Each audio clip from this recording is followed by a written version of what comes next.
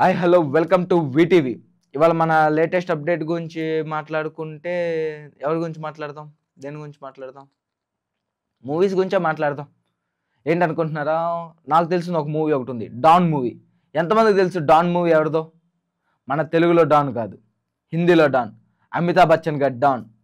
ఇప్పుడు దానికి డాన్ 3 అని ఇంకో కొత్త మూవీ రాబోతుంది. అందులో మన రణ్వీర్ కపూర్ని తీసుకోవడం అనేది జరిగింది. రణ్వీర్ కపూర్ గురించి తెలిసిందే, కొన్ని సినిమాలు చాలా బాగా చేసే యాక్టర్ అతను. సో డాన్ 3లో మన రణ్వీర్ కపూర్తో పాటు ఇంకొక యాక్టర్ని కూడా తీసుకున్నారు. అది ఎవరో కాదు, అర్జున్ దాస్. అజయ్ దాసా? అలాంటోడు మళ్ళీ వస్తున్నాడంటే అనే వాయిస్తో మన ఓజీ మూవీలో కనిపిస్తున్న మన అర్జున్ దాస్ని ఈ మూవీలో తీసుకోవడం అయితే జరుగుతుంది.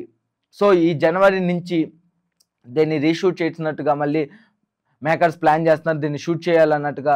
సో డాన్ 3 మూవీలో చూసుకోవాలి అర్జున్ దాస్ యాక్టింగ్ ఎలా ఉండిద్దో ఏంటో. ఎందుకంటే మనం ప్రీవియస్ మూవీస్లో కనుక మనం చూసుకుంటే అర్జున్ దాస్ యాక్టింగ్ ఎలా ఉండిద్దో విక్రమ్లో చూసుకోవచ్చు, గుడ్ బ్యాడ్ అగ్లీలో డ్యూయల్ క్యారెక్టర్ చేసే దాంట్లో చూసుకోవచ్చు. నెక్స్ట్ మనకు వస్తున్న ఓజీ కానీ, లేకపోతే ఒక చిన్న ఫిలిం బుట్ట బొమ్మ అనే ఒక చిన్న ఫిలిం ఉంది. అది మీరు ఎంతమంది చూసలేదో తెలియదు, కానీ నేను చూశాను. అందులో తన యాక్టింగ్ కూడా నేను డిఫరెంట్ షేడ్తో చూశాను, కానీ చాలా బాగా యాక్ట్ చేసిన అతను. అంటే సినిమా ఒక డిఫరెంట్ షేడ్లో తీసుకెళ్ళినా కానీ మంచి మనసున్న మనిషిలాగా చాలా బాగా చూపించాడు.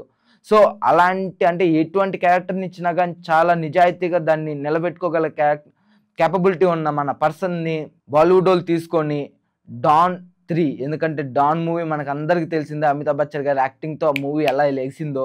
సో అదే రేంజ్లో ఉండిద్దా ఏంటి అని మీరు అనుకుంటే కనుక ఖచ్చితంగా ఈ వీడియోకి లైక్ చేయండి, సబ్స్క్రైబ్ చేయండి, ఫాలో చేయండి. దాంతోపాటు ఈ మూవీ ఎలా ఉండబోతుందో కూడా కామెంట్ చేయండి. ఈ మూవీ ట్రైలర్ రాగానే మళ్ళీ మనం కలుద్దాం, చూద్దాం, మాట్లాడుకుందాం. Bye friends.